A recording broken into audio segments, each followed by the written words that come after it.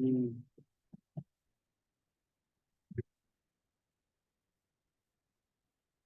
We're here.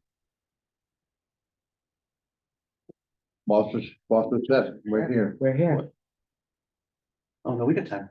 yeah, before. Good. I mean, Good. man, the hour's close up.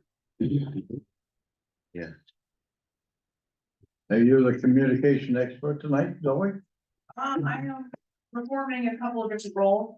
Julia will be, after leading the meeting for, opening up the meeting. We'll get that moving in a couple minutes, but I want to make sure everything's working. I don't know if you consider this good news or not, but Bill is not joining us tonight. No, I looked at his.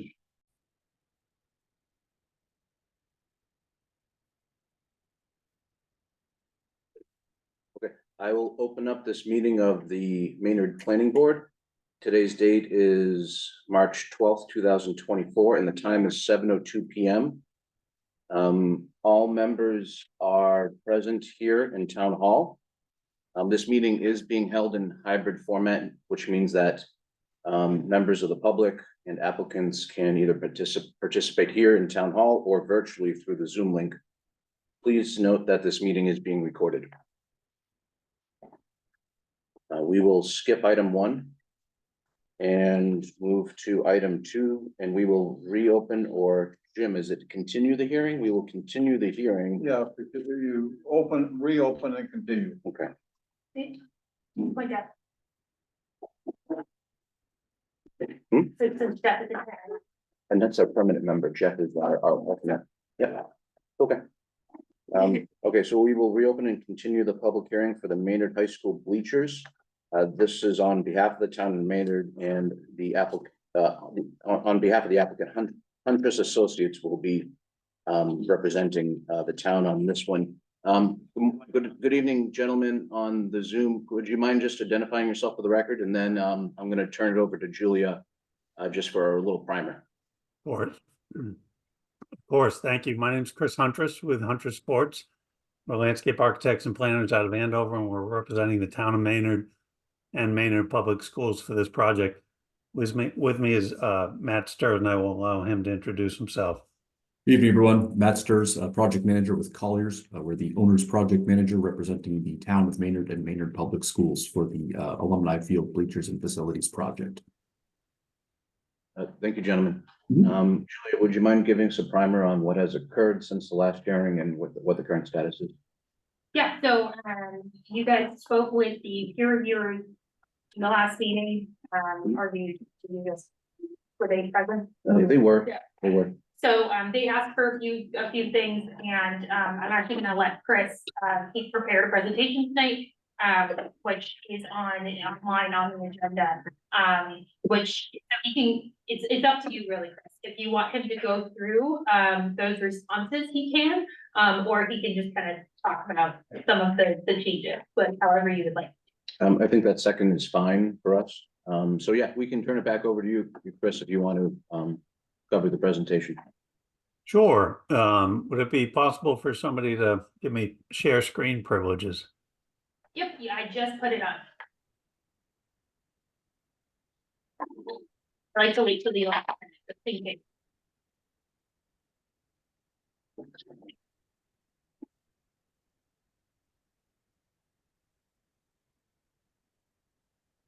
Okay, let me know when you guys can see it on your end. We're good. Good. This is our project team. As I said before, I'm Chris Huntress with Huntress Sports. We're landscape architects and planners.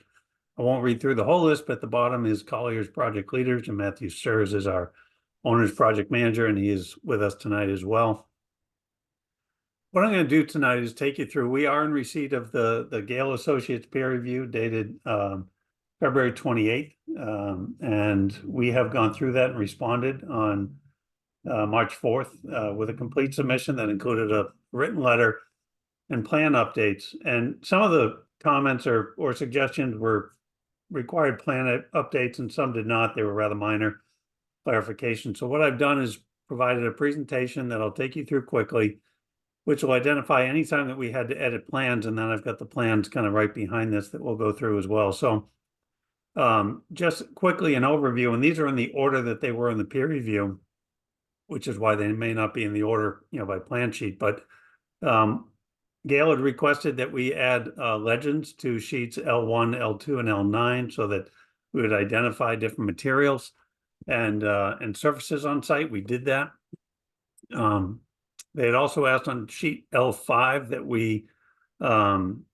we provide an update to the detail. Sheet L5 is a detail sheet, and some of the detail numbers they wanted rearranged, so we did that. Sheet L8, they wanted the word typical added to one of the details. It was a step detail. We did that. Sheet L1, L2, and L3, walkway widths were widened and clarified. This was also a question that the planning board had for us at their last meeting, or at your last meeting on the 27th. So I'll go into a little bit more detail on that on the next slide. Sheet L3, we added walkway spot grades and clarified some slopes to show compliance with ADA and Massachusetts Architectural Access Board. Sheet L1, we added dimensions to locate street trees. We updated the street tree detail, or the tree planting detail. And on note 7, we changed the word peat moss to compost at the request of Gail. Those were peer review edits. The following are planning board edits that were that influenced changes to the plans as well. And these were discussed at our last hearing. So sheets L1, L2, and L3, we widened and clarified some of the walkways. So the walkways have been expanded to a minimum of 8 feet from Great Road past the field house and connecting to the bleacher. It's a minimum of 8 feet throughout. The rear walkway at the field house was expanded from 5 feet to 8 feet to allow the swing of a door, which would be 3 feet, to be open and still have an accessible route go around. And certainly 8 feet will do that. Sheet L7, field house building modification. There was a question about whether or not we could add a family or gender neutral bathroom. It was a good suggestion. We had also had that conversation with the owner and with the school. So we made that modification. I'll walk you through that in a little bit. And we also modified storage to now have storage access off the concession area through a closet. And then finally, sheet C1, the utility plan, we just updated that plan to include the updated base plan. Nothing really changed, with the exception that now it matches the rest of the site plan set that you have with you. So I'll take you through these quickly. Please feel free to shout out if you want me to stop on a certain page, or I can always go back. But this is the updated plan set. You can see the revision date of March 1st, 2024. That was for the plan set. The letter was dated March 4th. Existing conditions did not change. This stayed exactly the same. This is the site prep plan. And the only thing that we've done here is we've expanded the removal, pulverization and removal of existing asphalt along this north end of the, kind of the northwest end of the existing track and field to allow that walkway to be rebuilt. It's 6 feet now, so it'll go to 8 feet when we're done. Sheet L1, this sheet probably saw the most changes. And you can see the limit of asphalt is shown in this hatched area as we come off of Great Road and approach the track. This didn't change. This was always here. But what did change is this whole curved walkway, which we were previously leaving in its present condition of 6 feet wide, will now be removed, widened, and repaved and connected as it goes past the field house and all the way over to the bleacher. And all the new walkways will be a minimum of 8 feet in width, all the way over to the bleacher access. Grading and drainage, no real changes with the exception of updating the layout changes associated with the walkways. And this plan, you can kind of see some of the dimensions and spot grades we put in. Detail 1 is a grading enlargement, but it also shows that dimension of 8 feet coming across here. I'm going to zoom in on that for folks. So we have this walkway here has been expanded to 8 feet. It's 8 feet as it comes down here past and then continues across this existing asphalt and connects over to the bleacher. This area right in the back was expanded from 5 feet to 8 feet to allow egress into the bathroom. Now, let me see, this is probably an enlarged version of that. You can see the 8 foot dimension. here now, providing egress into the back. The other details didn't change with the exception again of that 8-foot walk connecting around the end of the track there. Sheet L4 did not change. Sheet L5, this is the one where we reconfigured some of the numbering of these details up here. Detail 4 we consolidated into one detail set for bleacher seating details. Minor change, no details actually changed. It was just the organization of the sheet. Press box did not change. This plan did change to some extent. We cleaned up this preliminary field house rendering before. If you recall, we had kind of a grass border around it, which was not representative of the actual proposed condition. So we took that off. And then, and I think the next slide speaks to this better. This is the change we've made to the interior layout of the new field house. Before this, what is shown as a family bathroom or a gender neutral bathroom would have been a storage room. They went all the way back to this back wall here. So we've created that single stall family gender neutral bathroom, and we have shortened it to allow for a closet egress off the back of concessions here for utilities and supplies, and that would allow a couple of things. One, it creates that third bathroom option, which I think a number of people were looking for, but it also allows for the school to lock the women's and men's room during, say, a small practice or weekend, and only open the family bathroom, which was a concern of some members of the select board that we had heard some issues before, select board and finance committee, that asked for some way to kind of reduce the maintenance, if you will, in the building. So that's an option that's now available to the school. If you have spectators there for an event, you would have to open all the bathrooms and they would be available to the spectators.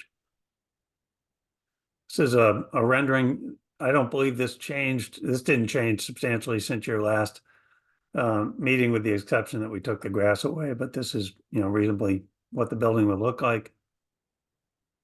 There were some details that we added here. One of the details I didn't mention is, and I can go back, but on sheet L3, we added some fall protection to a small retaining wall. It's about 12 inches high. The fall protection would be this 4-foot metal picket fence that would be embedded into the top of the retaining wall here. You can see it in this location, and it would extend along the wall and all the way back to the building to cut off pedestrian egress that might go down towards the batting cage. This is our schematic electrical service plan. This, again, didn't change with the exception of the walkway updates and layout updates. And then the utility plan showing water and sewer connections. All the water and sewer connections that were on here before, same details, same notes. What's been changed is the base plan has been updated, so now this matches the current changes that we had. And I think with that brings us to question and answer. So I'm happy to go back and go through any additional information. I do have PDFs available of our response to peer review if the board wanted to go through point by point, but Mr. Chair, I will turn it back to you. Thank you. Julia, I believe peer review has been completed and all items have been basically checked. Yes, that is right. Okay. And Mr. Huntress, I believe I proposed 2 conditions based on peer review comments. Were those amenable to you? They were. And sorry, my memory is a little fading, but can you just remind the board members what those 2 items were? No, I'm sorry, I don't have them in front of me, but I can certainly pull them up. Julia, do you remember what those 2 items were? I am looking for it. Okay. They were simple items that I thought it would be best just to condition for DPW approval later on. Yep. Conditioning 15 items 1 and 3 for what was that?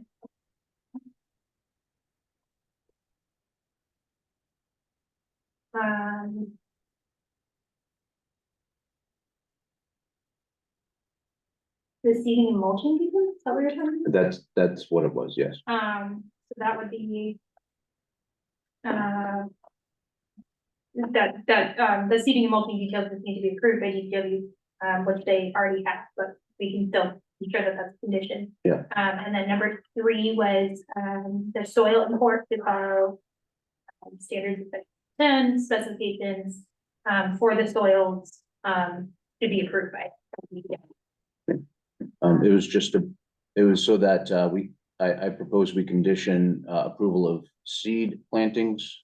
That was for grass seeds, mulching, and soil import, all just approved by town before it happens. That's all. Does that make sense to the board? Yes. That makes sense to me too, Mr. Chair. The only thing I'll point out is that the peer review requested the seed spec and the topsoil spec. We did provide that in written format. And I'm happy to add it to a plan as a condition or do a submission at the time of construction, whatever works best for the board. Either way is fine. I would just work with Julia to see what's appropriate. I think either are fine. Will do. My understanding, so Justin reviewed what you had sent along so far, and everything has been approved like it is. So what we'll do is just ensure that communication moving forward as you guys kind of send us these updates of any of these specific items, that they're addressed to DPW, and then you can just CC Bill or I on that email, so we'll know that you're following the condition. Sounds good. Okay. Is there? Oh, of Yeah. course, Matt is an applicant. He can speak. No, I just wanted to comment that I had muted myself while Chris was presenting and I was not able to unmute myself in case there were any questions directed my way. So that was all. Well, good thing we had no questions for you. I will turn it to the board for comments and questions for board members.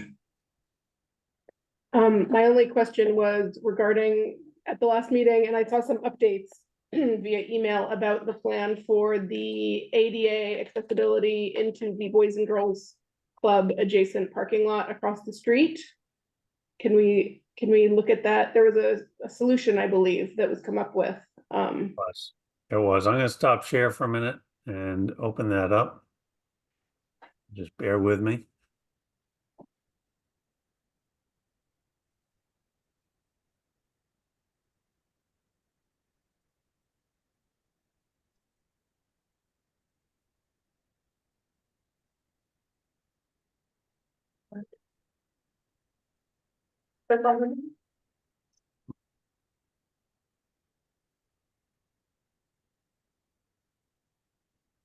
Okay, now let me get back and share screen.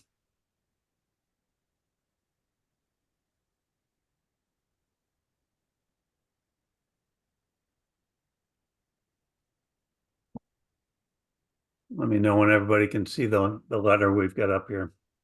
Yep, we can see it. Okay. I'm not going to ask you to read this letter, and I won't read it to you. It's part of the record. But there are some, here they are.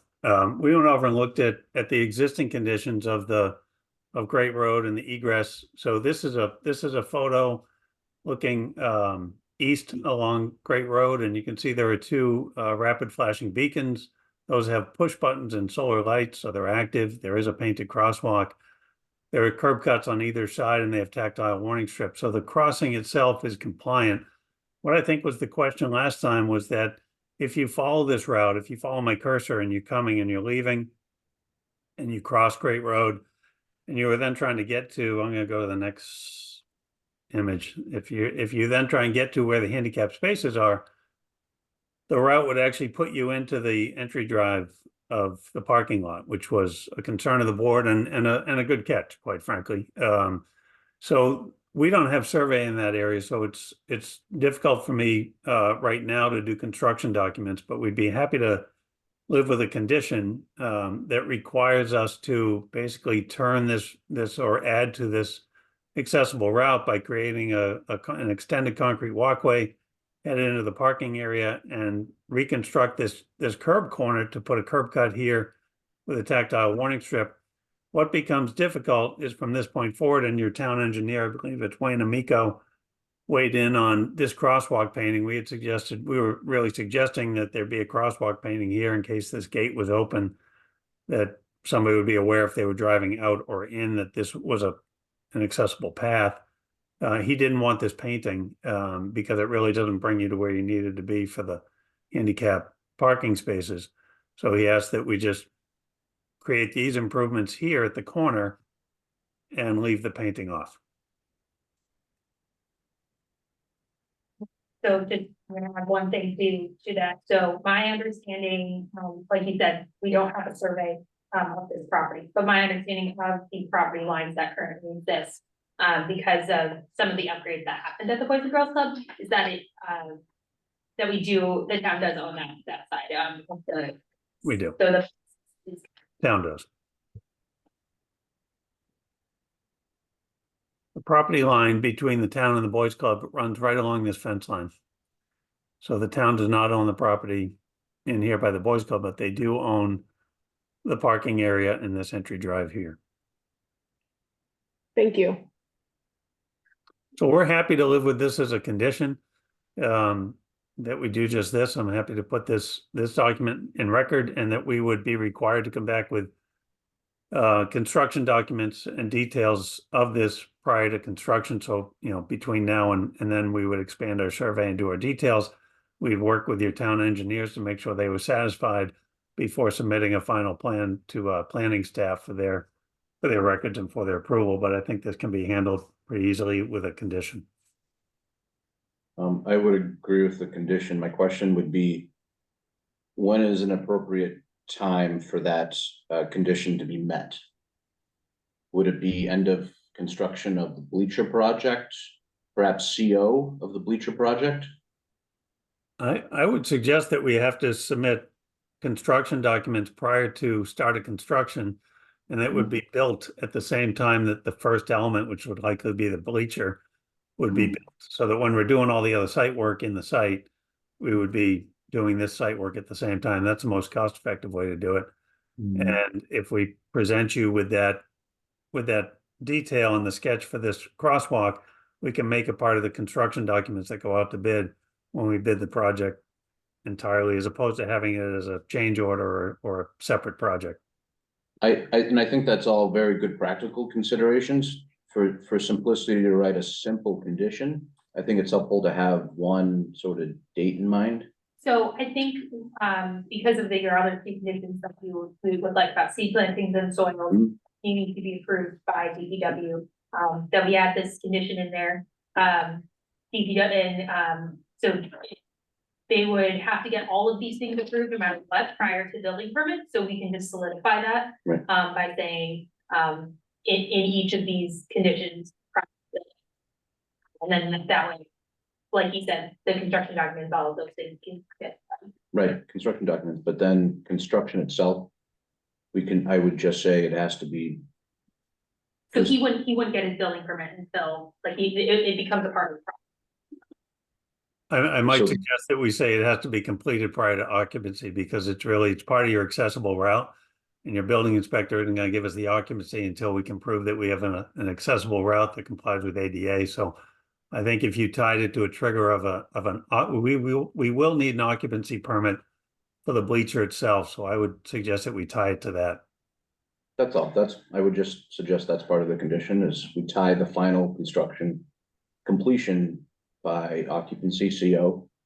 Yep. And that's just to ensure that for some reason later on, it doesn't get delayed and doesn't occur years after that. Yeah, my perspective on it is just that, when these approvals go through, like, if we make it so DPW is that we want them to approve it, then they have to sign off on. But yeah, I don't mind that as well as, so DPW approval. Yep. And then construction, Yeah, that sounds good. So, Chris, since it's in current use now, Yes, my preference would be it happen as soon as possible when construction starts and not wait till CO. That would be a year down the road. Yeah. Why not just have it as, You know, it would likely go in when they're doing all the paving and site work. Because it would be similar scope. So yeah, I would think that would be done pretty quickly. I don't know how to reference that though. yeah, it's good perspective. So how do you reference that as a condition? that's difficult to do in condition format.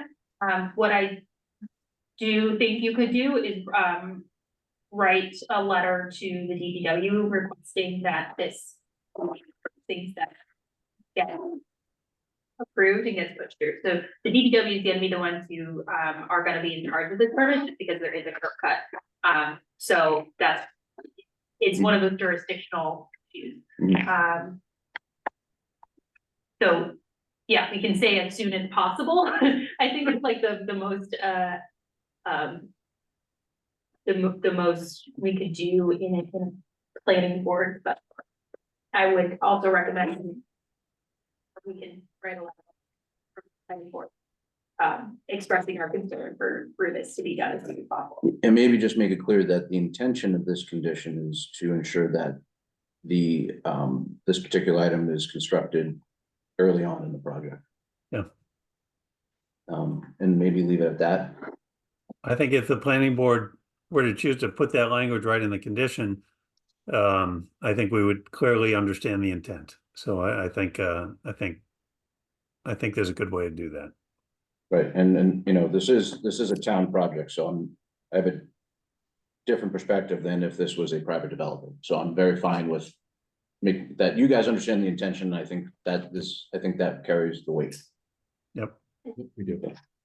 To the board, you obviously see that wording prior to. We'll make sure, they'll. Bill, what do you think of that? Probably the best we can do.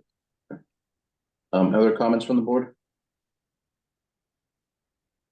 Can I see the dimension of the handicap path at the family bathroom? The dimension between the door swing and the French drain?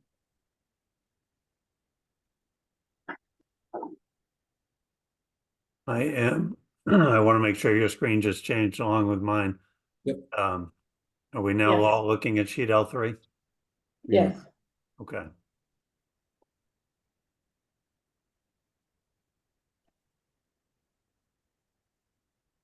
So this is a 6-foot walkway as it comes through here. There would be, there's a door roughly in this location right in here. The condition of this, I know we talked about this last time. There's a trench drain that comes across here. You've got a concrete walk, a trench drain, which is flush, and then over to an asphalt patch, and then into the beginning of the basketball court starts here, which is about 2.5 feet beyond the limit of the trench drain. So you've got about 6 feet plus another 3 feet, so 9 feet in total before you would get to a conflict with the basketball court. This trench drain is flush. It's a condition in which a wheelchair or, you know, other mobility required device could easily transition right across that and over. It's all ADA compliant, ADA accessible. So there's no limitation or restriction to the accessible route. Should this door be open in this location, you could easily go around, stay off the limits of the basketball court and gain access to the rear of the building. You have a detail of the trench drain? I do.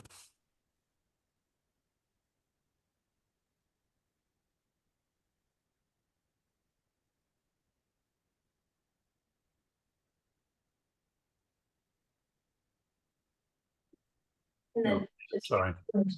thing, was approved by conservation and then,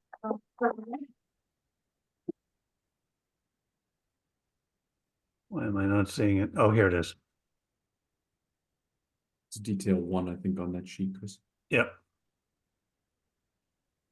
This is what it would look like right here. So this is the new concrete pavement. This is what the trench drain would look like. It would be supported with a concrete haunch underneath and then concrete on either side. The asphalt would come up on the right side. So in this condition, the building would be over here on the left, concrete apron that would be 6 feet wide, trench drain, and then the asphalt paving for the tennis courts. Okay, thank you. Other questions or comments from the board?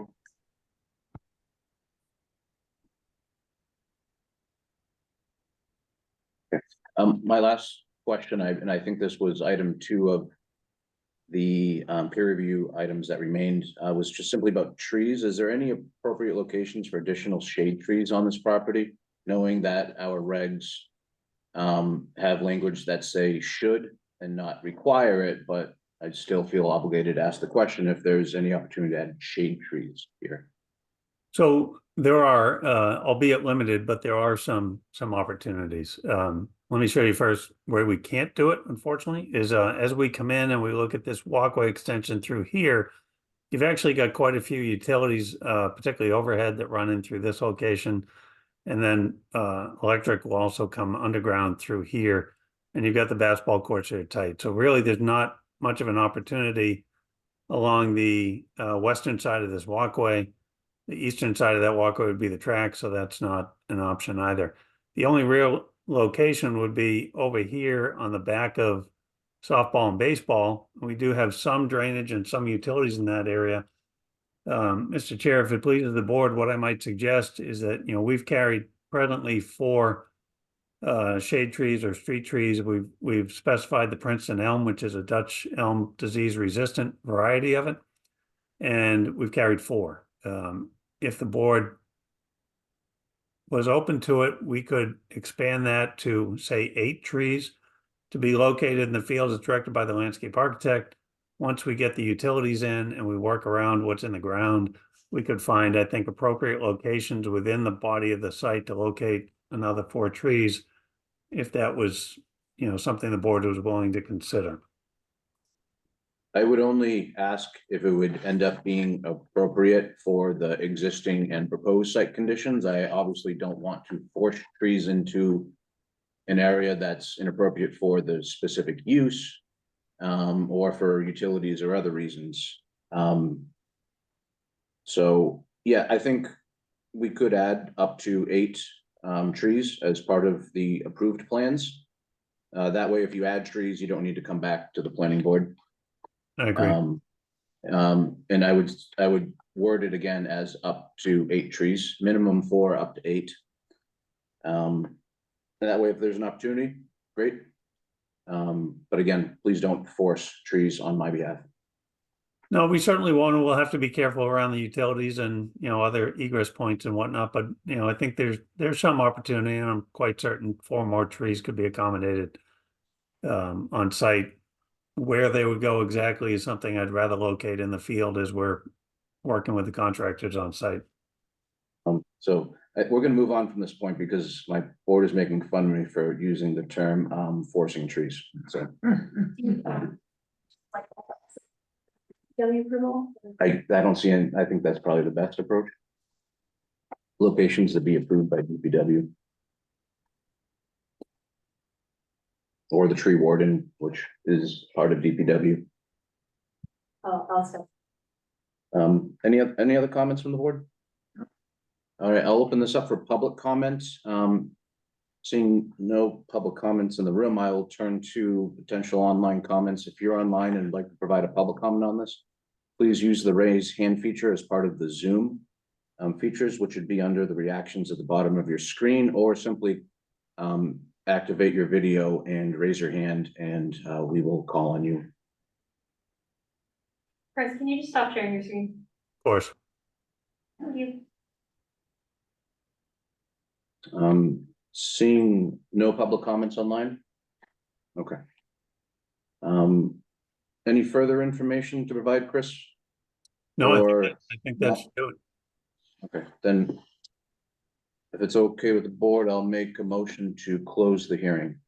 Second, All in favor by hand to close the hearing? 5-0 to close the hearing. Any discussion? For site plan review? I'll make a motion to approve the site plan as discussed and amended in this meeting tonight. second that. Any final discussion, If that includes the condition. including the conditions as discussed tonight? Yep. Anything else? All in favor of the approved site plan as motion, please raise your hand. That's 5-0 to approve the site plan. Thank you, Mr. Huntress. Thank you, Mr. Sturts. Julie will be in touch. Thank you. I muted Oh, you're muted, but that. Oh, you're welcome. Take care, guys. Okay, Julia, let's move on to item 3. I'll open up the public hearing for 67A Powder Mill Road. This is a special permit application filed by Unar. Can you help me with the name, please? Owner. Julia, is it owner Bukak? Okay, Thanks, Earl. Sorry, remember. okay, so this is this is in the Powder Mill Road, part of the business district. This is requesting a special permit to approve an allowed use for a used motor vehicle sales dealership at an existing location. Julie, do you want to give us a primer on this? Yeah, so. Just wait one moment, so basically, we've already seen one special permit, and I added that for reference, this morning, so you guys can, just get familiar, you're pretty familiar with this site. So I'll let the applicant kind of explain, his application, but, just to keep in mind that, it is an existing use, but, because the ownership of the business is changing, they have to come and get a new special. So this isn't, we're not revising the old one, that one kind of gets thrown out and we move on, and this is a brand new special. Yeah, we'll let the applicant speak. He has there's 2 of you. Which one should I unmute? I'll try unmuting. Picture.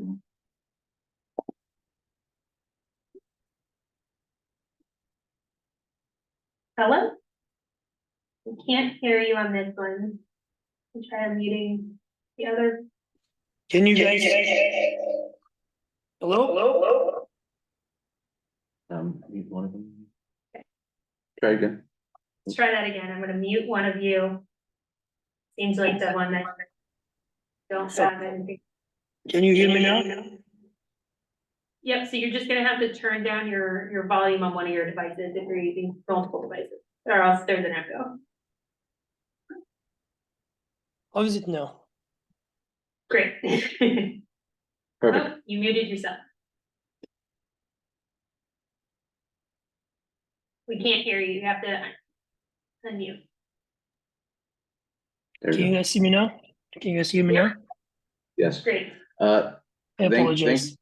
Thank you for joining. Can you help me pronounce your name, please? My name is Honor. You can call me Honor. And your last name? Bichak. Bichek. Thank you, Mr. Bichek, for joining us tonight. Typically, how this works is that the applicant in your case would describe the request for the special permit, and then from there we can discuss to see how we can help you. Okay? Absolutely, yes. So please go ahead.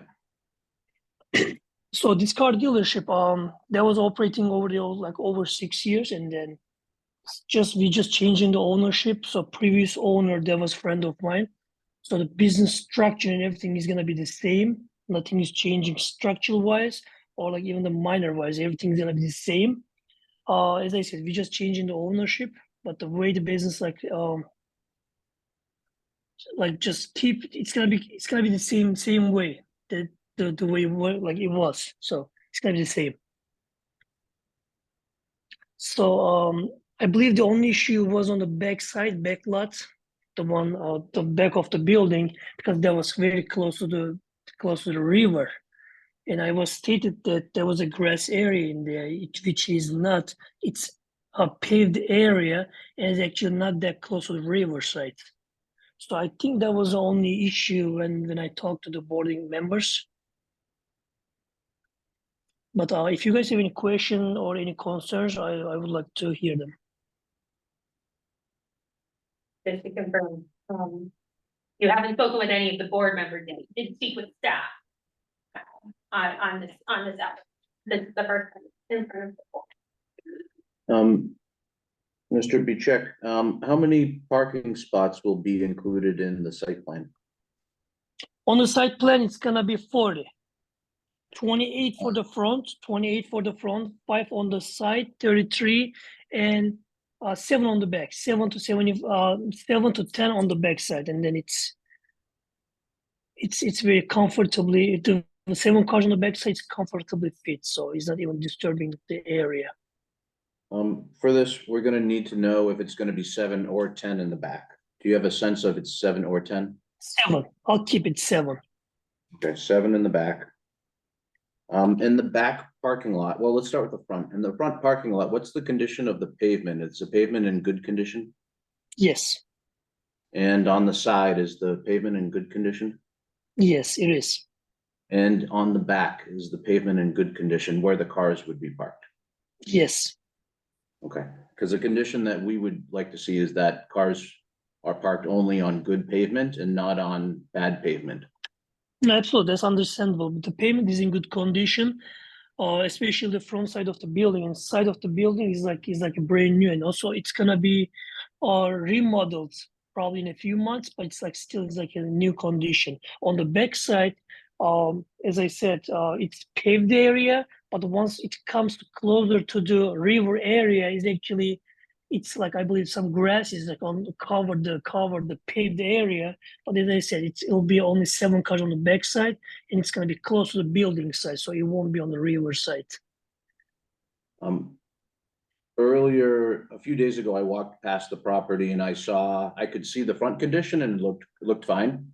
But I was not see the back condition. Is there some way we can just get confirmation either through photos or a site walk where we can confirm the back condition parking lot? I have provided some photos, some copy of copy of the photos. So I believe her name was Zoe, so I gave it to her. But mm, So, you provided, so the application that's on the agenda, did you see that, your full application? There was one photo in there, but it's pretty zoomed in. And we're not sure, when that was taken. So I think that was more of your. Yeah, so I'd just like to get a photo of where the 7 cars in the back would be parked. mhm. Because the photo that I see on the application looks like it's pointed towards the backwoods. And it doesn't give me a sense of where the cars will be parked. So I'd just like to see a photo where the cars will be parked, or I can come on site to review myself. Those are the 2 options. I would really appreciate if you can do the inspection in person if you have a time. If you can come see it in person, I believe you're gonna have like a better sense and then better like a view. And Okay. for 7 cars on the backside, that's absolutely acceptable, and it's not too tight. And 7 cars like should be fine on the backside. Okay, so I will work with Julia here and find a time this week to stop by for you. Is that okay? Absolutely, sir. Thank you so much. Thank you, Mr. Bichek. I'll turn this over to the board. Any questions from the board on this? Yeah, the information we were provided by staff seems to indicate that the existing special permit was being violated in the back because there was supposed to be a marked line. And from the exhibits we were provided, it looks like cars were routinely beyond that. So, Now, I'm questioning whether that marked line is in place and whether it was something we can adjust, or was it something related to legal requirement by a conscom action or something? And so Julia, it'd be helpful to know how the board can get a good site plan for the future, particularly. So what would, how do we get to a good demarcation? yeah, this one. so. To step back for a minute, the previous special permit, unfortunately, wasn't, that demarcation line was based on, a non-legal, item. So basically what happened was, the way that special permit was written, it was saying that this demarcation line is the 200-foot buffer, and so you have to stay out of that. Unfortunately, that's not for you guys to, like, the planning board can't specify something like that, and it's also You would never wanna go by a buffer zone because that would change. Or in this case, a 200-foot resource area can also change, and that's something that you would need wetland flags and legal. So they, that demarcation never happened, but we weren't able to enforce it because of that. So that's, all to say that this is now a new special permit, so that special permit is no longer relevant. There's basically two special permits, one for the auto body shop side and one for the car sales side. And so my recommendation, is that if you want to do a demarcation line, you, absolutely can. You can decide where all these cars go. But basically you would just decide that based on, you know, looking at the map, and saying like, this is just where we want the cars to be, not necessarily, based on any measurement from the river. That would be undercut. So it sounds like a more logical thing would be a measurement from the building. Yeah. Or, one thing, that was kind of discussed was, like staying on the current impervious surface. So, you know, that can. You can park all the way up to there. As right now, it doesn't trigger conservation, because nothing on the site plan is being changed. If he goes to, update and repave, that would trigger conservation and probably trigger a lot more, conditions from that side of things. So it's really up to you guys if you want to do, a measurement from the building or, you know, an arbitrary line, if you would, and then kind of wait until they go in conservation. If it's okay with the board, I would like to visit the site with Mr. Bichek. And understand what he would need, and then understand the condition of the parking lot, and then we can maybe discuss that at the next meeting. If that's okay with the board? Yes, will you take a bunch of pictures? I will also recommend asking the applicant for a more specific site plan. So that can be not necessarily an engineered site plan, but that would guide you all on where exactly these spaces are. And then we could use that site plan in the decision. So Bill, what was your thinking on this, and does a site visit help?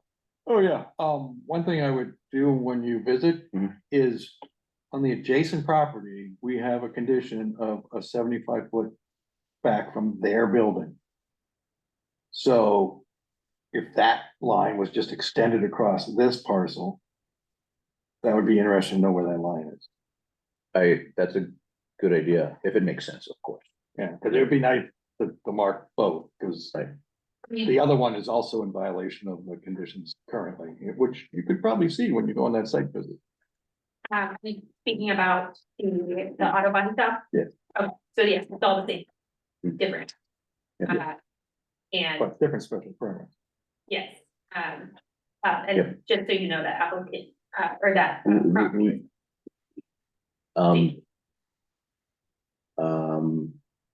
Any other comments from the board? Yes, Jim? I'm gonna pose this question to you, Chris, and then you can rephrase it if you want to. I'm assuming that this property is owned by owner. Reading this. But he's requesting a special permit approval to an existing dealership place because location has a special permit to operate because of change in ownership. Does that mean a change in the ownership of the people that are going to operate? It does mean that this is a change in ownership of the business and not the property. Not the property. That's correct. Do we, can we ask, who the new person is gonna be? Is that appropriate? Mr. Unar Bichek is going to be the new business owner, and it will be his special permit. So he owns the property now. No, he does not own the property. He does not. He'll be managing the business. He does not own the property. Did I get that correct, Mr. Bichek? Yes, sir. Okay, thank you. All right, so somebody now owns the property and is operating a dealership. Mr. Owner is gonna buy the property and take over running a dealership. So. Am I correct? Not quite. The property owner has stayed the same. It's just the business that leases on the property, that the ownership of that will change. So then Mr. Owner does not own the property itself, That's correct. okay? Does that help? Well, So what we have, when you go to apply for a special permit, the special permit's with the business, and then he has to get the owner, the property owner approval to even apply. So that's, say that again for me a little bit, Laura. yeah, so the applicant, when they come to do a special permit application, Mm-hmm. it's on the business itself. And the property owner does have to approve them applying for the special. Do we know who the property owner is? Saeed, what's his last name? Mr. Bichak, can you confirm who the property owner is? Said Borkhani Yeah, okay. thank is you. my landlord. Wow. Yeah. Not really. Okay, thank you. Sure. Any other comments from the board? Okay, Mr. Bichak, I will work with Julian to schedule a time to visit the property with you. And, we will then have to, come back to this board again in 2 weeks. Do you understand? Absolutely, yes. Okay, thank you. Thank you. I will make, Julia, when's the next meeting? 26th, okay. I will make a motion to continue, oh, sorry, I will, this is a hearing, so I will open it up to public comment first. Are there any public comments on this hearing? There are none in the room. And I do not believe there are any members of the public online either. Correct? I don't think so. Okay. Not seeing any public comments, I will make a motion to continue this hearing to March 26th at 7 PM. Second. All in favor to continue the hearing, please raise your hand. It's 5-0 to continue the hearing. Mr. Bichak, thank you for joining us tonight. We will be in touch. Thank you so much, sir. Good night. Take care. Okay, anyone need a break? So you're effectively adjourning this meeting until that date and time. So are you saying we should have a motion to adjourn Well, the we're hearing? continuing it. Mhm. So we have to adjourn or adjourn the meeting tonight. In order to move it, So I'll make a motion to adjourn the hearing, yes, this hearing. Do I have a second? that would be correct, yes. Do I have a second? Yeah. Second. All in favor to adjourn the hearing, please raise your hand. It's 5-0 to adjourn the hearing. All right, let's turn to item 4, public hearing for 129 Acton Street Cell Tower. This is a special permit renewal request filed by Gregory Boucher. Did I get that correct? You did. Okay. I hear Belcher a lot. No, it's, I'm French too, so. If you could just introduce yourself for the record, then we'll turn it over to Julia really quickly. Where would you like me to be? Right there, it's just, Oh, okay. yeah, wherever you want. You can stand up. We have a podium you could bring. You can pull up a chair. I'm good wherever. Okay. Greg Boucher on behalf of the applicant, SBA Modern Towers, one LLC looking to, send a special permit, or renew a special. In this board, some members of the board have seen renewals of this type of special permit, but can you just remind the board of why this applicant is here and what the purpose of this is? So we have a specific cell towers. You will notice that you don't see a lot of them. We have been working with the applicant to make sure that we're 2 years left in the renewal. So they have paid those dues, those fees. And now hopefully we can get them back on schedule and getting them renewed. The one item that makes this special permit a little more complicated that I found out today is that the owner of the property does owe the town a little more than $3,000. So you guys can decide on whether or not you what we discussed, whether or not you want to have that as a condition that the owner has to pay that, or hold the special permit until then. Julia, who is the owner? James Sorry, Benton. So I'll turn it over to Mr. Boucher. Can you start with who the owner is and then discuss what the permit is all about? Thank you. So the owner is, I'm not sure, if James Benton was the president or it's Distinctive Acton Homes. Yes, sorry, that's the property. Yeah. Company. It's held in Distinctive Acton Homes. James Benton is the president. This is, I think, the third time I've been in front of this board. I was here in 2018 in this room. I believe Mr. Crenshaw was here. I was looking at the decision. And then in 2020, you guys must have been way ahead of your time because we had a hearing in April 2020. Must have been hit by Zoom. So because of the COVID, and we got permit renewal during that time. We should have come back in 2022 and got another renewal. It's every two years here in the town. Most towns it's 5 years, and no excuse as to why we didn't come back within 2 years. But when the SBA realized that we had lapsed, they contacted me again and hired me again to get this renewed. Mr. Steven Silverstein got in touch within the past 2 weeks and said, you know, you missed your $2,500 annual renewal fee every 2 years. Can you please pay that for the 2 years that you missed? We immediately got a check in and paid that to make sure we were made sure the town was compensated for the 2 years we missed. We did do another $2,500 check with this application. We, at the time of renewals, we always make sure that there's a bonds in place to remove the cell tower, which is pretty standard in most places. And here we had a decommissioning study done and realized that the cost likely increased. And so the cost was $35,500. It's now increased to $43,000 cost estimate to remove the tower, which we provided. And we've increased our bond from $43,000 to comply with that as well. The most recent structural analysis that we've done shows the tower is structurally sound. That was completed in 2022 when the last time the equipment was changed on the tower. T-Mobile is the tenant on this tower. And there's really been no other substantial changes to the tower. We provided an affidavit from SBA manager that oversees the tower. Typically when these renewals come up, provided that we give it all this information, we will check to see if there's any neighbors that have any issues with the tower. We haven't heard anything, and I don't know if there's anyone here that have any issues that we need to rectify. Otherwise, we're hoping that we can get a new permanent renewal to operate the tower. Apologize again for the last 2 years, and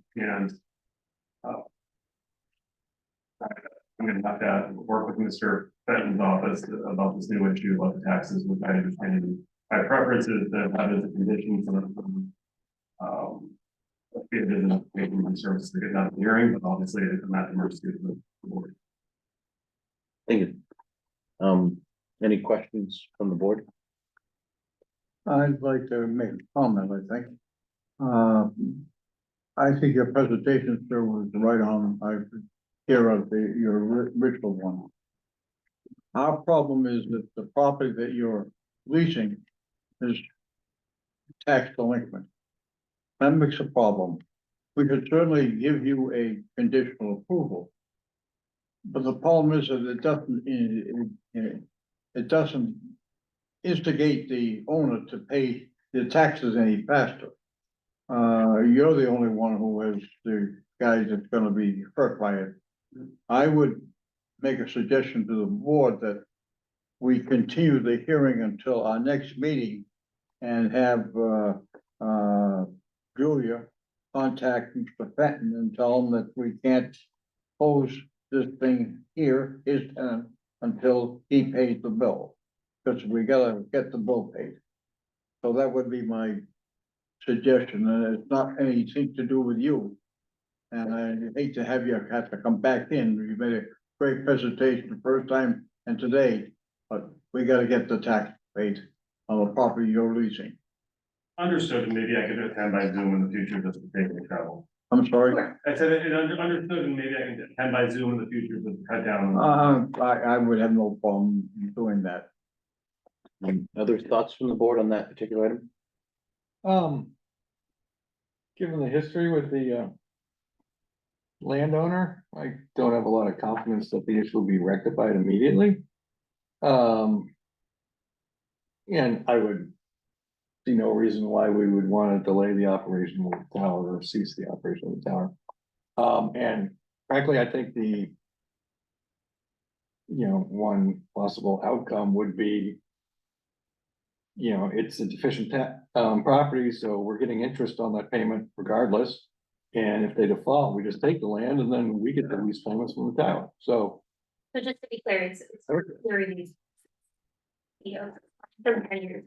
So, here, okay, let's back up. that's not tax. So it's not that there's a tax arrears, it's that the arrear is an invoice, a peer review that was not paid in full. So the way that the peer review works is that we pay ahead of time and we pay the peer review service and bill the app. And we sometimes are able to get that money quickly. I don't know what happened, I wasn't here 10 years ago. But yeah, we found that today and wanted to make sure that that was, like you said, there's not much we can hold them accountable to. So it is a planning board peer review. Did you catch that? I did, Peer review on I this didn't. I was gonna say, parcel or? was the I did not. You did not? On this part. Really? All right, Jim, so this is not a tax bill? What's the number? 3,500, 3,000? Yeah, it was like 3,800. 38, Yeah. we'll call it 3,800. Yeah. The $3,800 bill is for peer review services that were never paid. Okay, And that was peer review for this project, for the initial project itself? For the entire site. And what have we been doing for the last 10 years? Not work here, I do not know. So I'm not gonna hold it against the applicant that the town offices have been not paying attention for 10 years. And we can blame everybody for this one. Except you. Yeah, I mean, I believe we should try to move forward with our position. I'm guessing it won't be resolved that quickly if the landowner says, this is 10 years ago, they're probably gonna need to investigate it and look into this before turning over that much money. So what are the options here? Oh, so first, let's go back before we talk about that. Does the board have any comments or questions on other items? The actual stuff. The actual special permit? I do not. No? No. Has there been any site changes or changes to the cell tower in the last handful of years? The only one I'm aware of is in 2022, there was a change of equipment there, and there was a structural engineering report done at that time to make sure it's structurally sound and attached. And Great. Does that cell tower receive periodic structural reviews? usually when there's a change of equipment. They have a full structural engineering report done on that. And there's no obligation like a building maintenance plan that requires every 5 years or 10 years for a structural review or anything like that? Not that I'm aware of, but I mean, the board, whatever. How old's the cell tower? About? Probably 10 years, if that. I think it was either 2010 or 2014, but it was, It's built in 2016. And the town received the structural engineering reports Yes, in the latest documentation. that it's in there? Yeah. I did not read through all that. there's also, I also saw a letter from a operations person who pays attention. Saying it looks, That was gonna be my next question.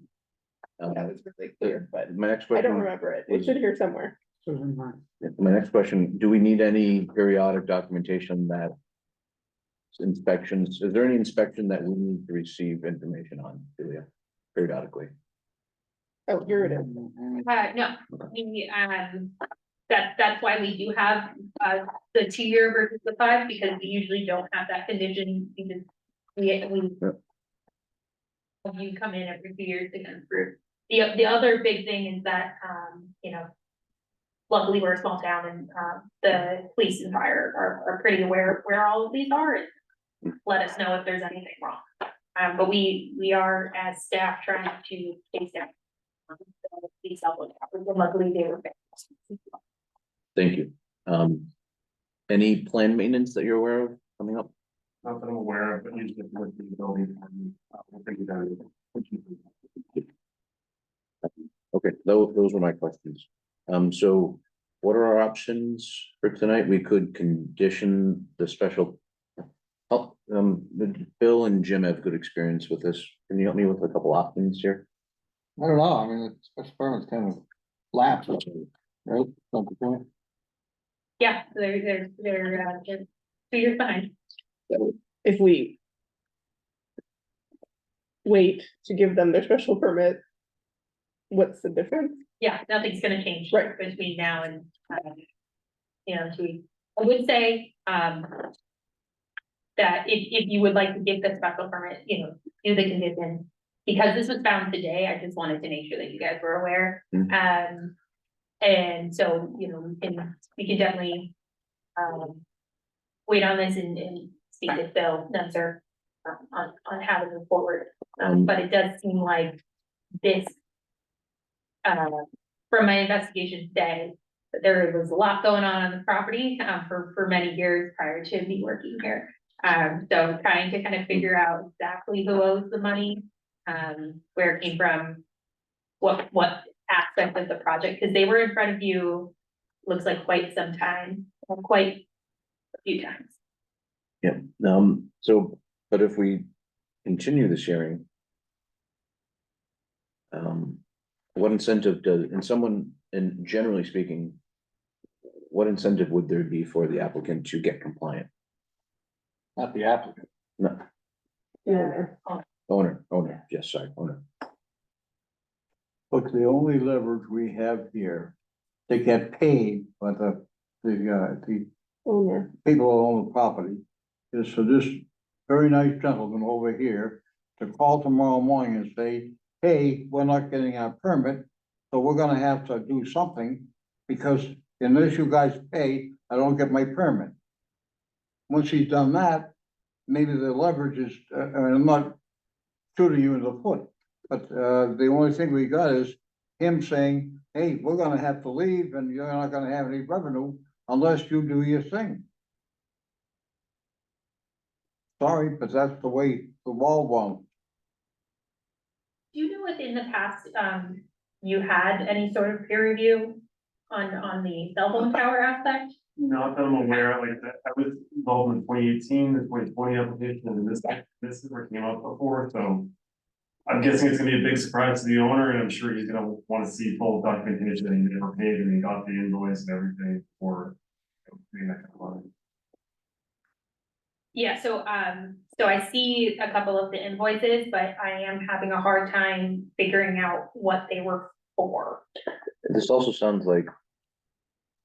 I don't wanna be too rush about this.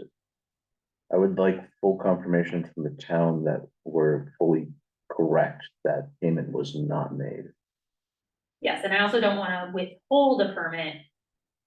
You know, or deny a permit because of something like We're that. not talking about denial.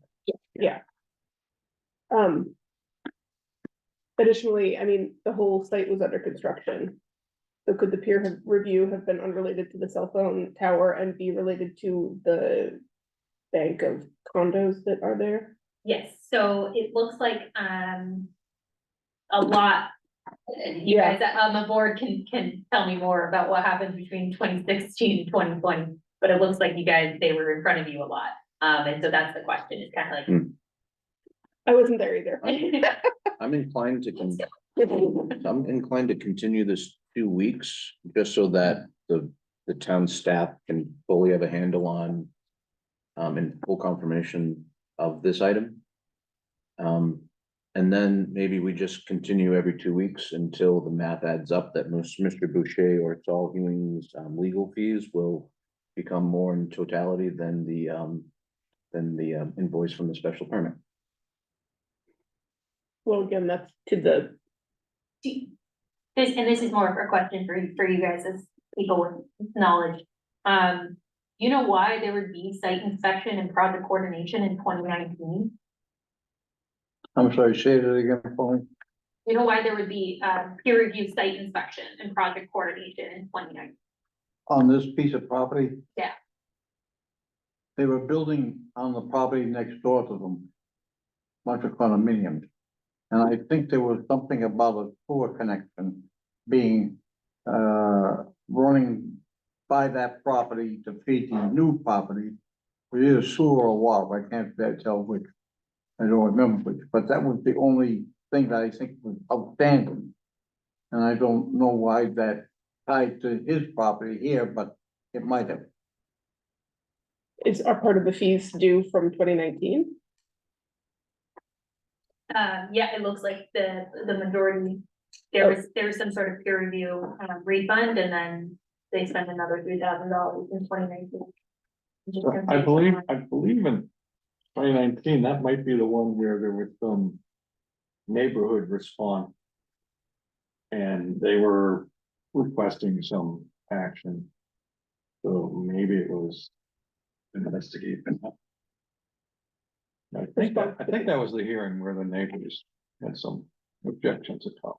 Response to the cell phone tower or Yeah. response to, okay, Yeah, the condo people were here okay. commenting on the tower.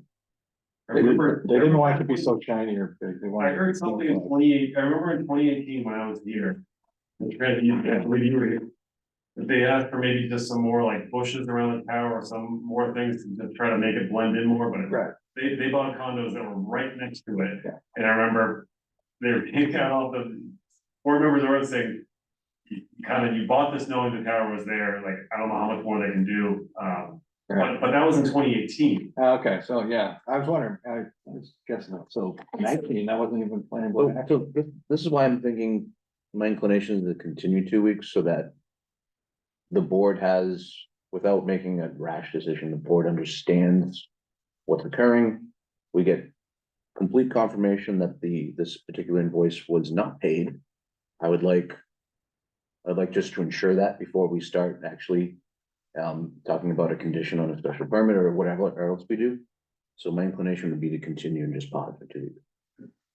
That makes sense too, because just in case it has to do with the neighboring property, it's not actually our property. Yeah, I can come, yeah, we could spitball 10 different scenarios why the story may not be completely, we need full confirmation of the story first, the narrative. And I'll be able to attend via Zoom, but not in person next. You are more than welcome to attend via Zoom. As long as my only requirement is that you know how to use Zoom features and to engage in a Zoom call, but I presume you. my only question for you is, obviously this kind of opened a can of worms. But as we're trying to figure this out, so now it's the owner is Trailview Development LLC. The owner of what? Trailview Development LLC, What is it? I'm sorry, Julia. Trailview Development, That's the owner? which I think it's still owned by Mr. Fenton. But it's a different LLC, but it's a fairly different company, so you're Yeah. saying the company that owes us money doesn't exist anymore? They do exist, they definitely. Acton, whatever, they whatever. acted- I'm happy to this week get on the phone with you or work, Great. I think we should, try to get to the bottom of these. yeah, because especially moving forward, when we go to break your special permit, we wanna make sure that we have the right owner of the property. Correct. Because you guys are leasing Yeah. that space, Yeah. basically, right? That's how it Yeah, works. there's an easement agreement, and so if the ownership has changed hands, and I need to make sure the correct owner for the application and if it's been transferred. With the agreement, yeah, okay, yeah, if we can figure that out, you and I can discuss and then we can connect with Mr. Brendan and do all of that offline and come back to them, hopefully with a nice, clean, easy decision. As clean as a narrative as possible. Okay. May I ask, was the original owner Then, of that property? Distinctive Acton Homes. yeah, Now, I think that was under distinctive homes, wasn't it? That's- Back then? Yeah. Okay, now, that distinctive homes was owned by Jimmy Fenton and a fellow named Jeanson. Okay, they bought, okay. They have retired. Mr. Jeanson is now out of the thing. I'm sure the new name is Jimmy Fenton by himself. Jimmy Fenton's been living in Dominican Republic all winter long. Jim knows He everything. actually has a condo right next door in the condominium section. Mr. Boucher, we can get Jim on a call with you if that helps. I'll give you the address where it is. In fact, I will call tomorrow morning and talk to his son and see if I can kick this thing into second gear. Sounds great. And you wanted to not be on the board anymore? All right, you just proved your point. Thank you. Thank you, Jim. All right, can we move to continue and let the lawyer go home? Yes, we can. Yes. Then make a motion for it. No, you were good at it. You did it the last one. We'll make a motion to continue this hearing until March 26th That's, at 7 PM. Yeah, you can. Jim seconded it. All in favor to continue? oh, Wait, hold on. There's no members of the public, and I did not open this up for public comment, but I will open it up for public comment before we take a vote. But I see no members of the public in the room, nor do I see any members online. Nice job. No one is raising their hand. Okay. All right, so then back to the motion. All in favor of the motion to continue, please raise your hand. 5-0 in favor of continuing. I'll make a motion to adjourn this hearing. Second.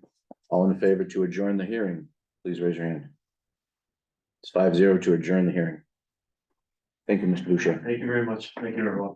Tomorrow.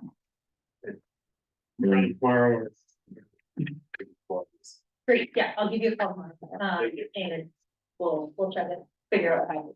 Julia, you make sure that he has the Zoom crap so we can dial in. Yeah, you're gonna get the Zoom one. All right, thank you. Sorry, wrong word, but you know what I mean. Okay, meeting minutes, we have one set from February 13th. Look at these already. We tabled this one because, well, for good reason. Yes. Mm,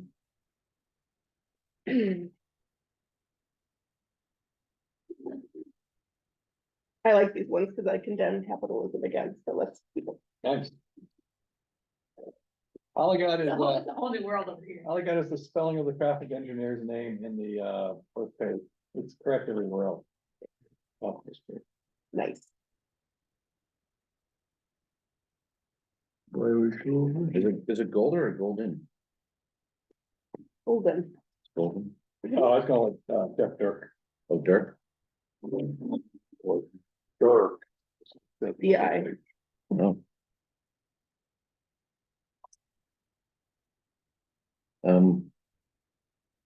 I'll make a motion to change all of references to Mr. Crenshaw to Mr. Chainsaw. Just kidding, that's not a real motion. Yeah. Wait, is that what happened before? That's what happened on another one, and we left it, He looked at it, it was we're leaving it Bill for Chainsaw. posterity. That's. Mr. Chainsaw. Bill Chainsaw. That, I don't- No, but it's- No, it's not. It's not a, New one. that's not an autocorrect. I usually think about. I like it. I'm never gonna get a good autocorrect like that. I want this changed. so that was a real motion, but I haven't heard a seconded yet, so. Yeah, it's not gonna be. All right, that motion dies, so. Motion to approve the meeting minutes of February 13th with the change of the spelling of the traffic engineer name. Sure. I'll second that. All in favor to approve the meeting minutes as amended? Raise your hand.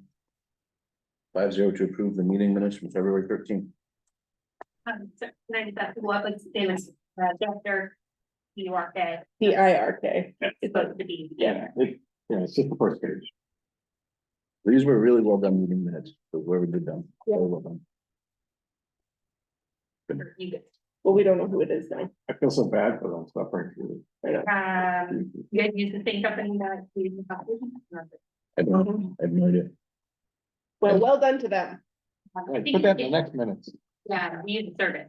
Oh, great, So I think it's assuming bill is all. fantastic. I know we did for the. Good job, service. Do you have any updates for the board? I was not given any updates. Thank you. Do you have any updates? Yeah, this is your time. I did. Congratulations. Congratulations. Oh, good for you. So When? I will will be having a little boy in July. Oh, Uh, oh, yeah, really? crazy, right? Oh, that's wonderful. That's superb. It So is when are you super. leaving us? Yeah, from July to October. Exactly my 12 weeks, and then I have to come back and forth, but. And I expect you're gonna bring the baby every night.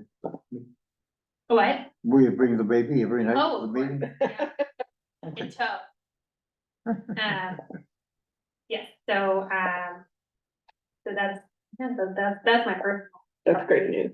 Um, From a planning perspective, we are very busy, meeting with potential developers, for, all different sites in town. And also, something that we started today was figuring out these peer review accounts, because, you guys got a lot. And I don't know exactly why. So we're gonna try to get that sorted out. Couple people we owe money to, and a couple people they owe a lot of money. And that's because the way that we work in peer review was, much more organized now. I will say that, but before, we pay the contractor or the peer reviewer, and then we were asking for money afterwards. And I think that was kind of where we have this disconnect. Now moving forward, how we do it is, we ask for a deposit with the application, Yeah. and then we make sure that the invoices don't get, that like no one gets paid until we have the money in the account. And that's because we have, the contract with the company, not the app. Age theory, Colleen. So we will figure that out, and you might have some more of these what we call like peer review release forms, or authorization for taking up. Excellent. I went to select board last Wednesday. I wasn't Tuesday because voting was Tuesday. To present on the MBTA community zoning that's gonna come back to us, so I presented there, so the process, as you know, it has to get recommended from the select board and then come back to us for discussion, so it might be next meeting, we may have this item to discuss the MBTA communities zoning for the Powder Mill. Really? That's so that'd be for the Beijing Royal School property, for our community, for our compliance for MBTA communities And that'll be that property on the back up there. in the old Stratus buildings. I noticed that there have been quite a few towns and cities that have been fighting the MBTA thing really bad. Mhm. And the state has used their leverage to turn it against them, and they are trying to get going. Yeah. But there's been a lot of opposition from residents. Yes, I agree. One good example is the town of Milton Oh, yeah. had a town vote that voted down their compliance point Mm, at a town meeting, and that was the second week of February. By February 27th, about 2 weeks after that, the Attorney General of Massachusetts filed a civil suit against the town of Milton. 2 weeks, that's all it took. We are confident, at this point, that it will pass. We have put over 4 years, of research into the Powder Mill corridor, and then when MBTA communities kind of came up, MAPC, gave us some great advice, and we spent a lot of time deciding what property, what properties this should be under. So, I do think we have a different demographic than Milton, and I do think that our town meeting, will vote this through, and maybe that's me being cautiously optimistic, but, I will be able, I think Phil is fine to discuss the next meeting. Did I tell you that I'm not attending town meeting this year, so you're gonna have to present on it? Great. Chris, I'm sorry, but I may have missed it. when do you expect the Powder Mill corridor to go on the warrant for fall? It would be for the fall, for the other zoning, for the Powder Mill corridor would be for the fall. Hmm, The only one we're going to. You know, I'm not gonna say how this will proceed through planning board, but. Bill and Julia's goal is to have the MBTA communities zoning in the Powder Mill ready for town meeting this spring. We have to get it done by July 1st. on the MBTA as well? Yeah, where's the Powder Mill corridor, that's why we split it up, because all of a sudden, we're working on a very tight timeline.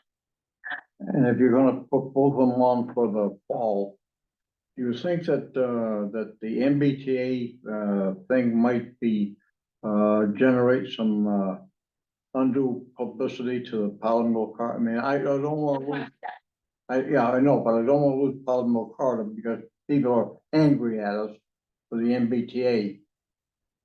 I don't see that. I think that, the Powder Mill corridor, they complement each other and, you know, we designed them together.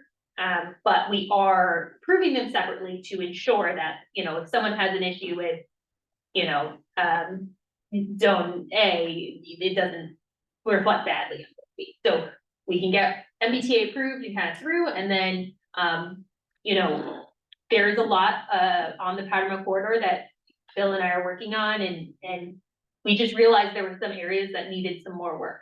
And we didn't like that rush of Springtown meeting. So, being able to kind of pause, go back, take our public input that we got, which we've had excellent public input, and then really put more time and effort into the corridor, overlay district. I gotta tell you something, Julia, and I don't mean to sound, anyway. I was town moderator for 13 years. I know how town meetings work.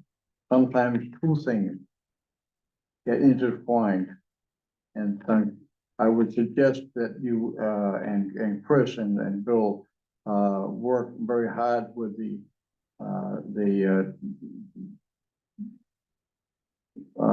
town manager when he puts the articles together and spread them way apart. So for this spring, the spring will only be the MBTA communities. Oh, good. And then in the fall will be the remainder of the Powder Mill corridor Then, zoning. that's what I mean, put two things together and sometimes it, We were worried about that, yeah. yeah. Yeah, we don't, Good advice. it's, you know, it's such different, they complement each other, and we do make sure of that, but, they're very different beasts. And so, you know, a full overlay district on, a large swath of town, that's gonna generate, a different type of conversation. Will that overlay district go on both sides of Powder Mill? Mhm. Well, and how far on the inland side? So it kind of changes, it goes about 3 blocks in, I would say, 2 or 3 blocks in. And so it tries to stay within They that catch neighborhood. it, all the circles that go down, Yes, exactly, so it's kind of that line. the back end of the circle was the, Yeah, we tried to make it so, the presidential neighborhood, there was a distinct, you know, we try to kind of where the presidential starts. mhm. There is a distinct difference in architecture, or we, you know, trying to find that line, so that's why there are certain properties that are excluded. But yeah, we tried to make it as straight of a line as possible with those, Do you think that because you're gonna put an overlay district in on both sides, do you think that the side that has all the residential today may change in complexion? Because by 2, 3, or 4 of them, and it changes things. yeah, so that's our concern. That was a big concern that we got from public feedback. So we did go back to the drawing board on trying to figure out how do we prevent the allocation of these smaller lots into like a McMansion, you know? And have you come up with anything yet? Yeah, so we're doing, we have reduced the sizes of the lots that are needed. And we're kind of working through some of the other options. Great. to make some minimums, to allow for more smaller homes, smaller lots. You know, obviously, we don't have control of the free market, where you can do whatever you want, but we are trying to discourage. That would be a big concern of mine, because that side there, allows a lot of small homes and small pricing. Yes, And, you wipe that out and, all of a sudden, it becomes very, advantageous to get rid of some of them. And then we change the complexion of Maynard once again. I don't hate to see that happen. yeah, so once we, you know, we're working with MAPC and the town of Acton, so everything's complimentary. And once we get that fully nailed down, then we'll come back to you with a proper presentation. And then that's when we'll get public feedback again and, you know, work through the process. But our goal is to probably get you something by, I think, like end of June or beginning of June. So we have, maybe even before then, but so we have time to talk about it before it gets to fall town meeting. I'm aware that there's already lot of interest on the overlay district going down Powder Mill Road, There is a lot of interest, correct? as we could imagine it would be. Yeah, it's The complexion will change.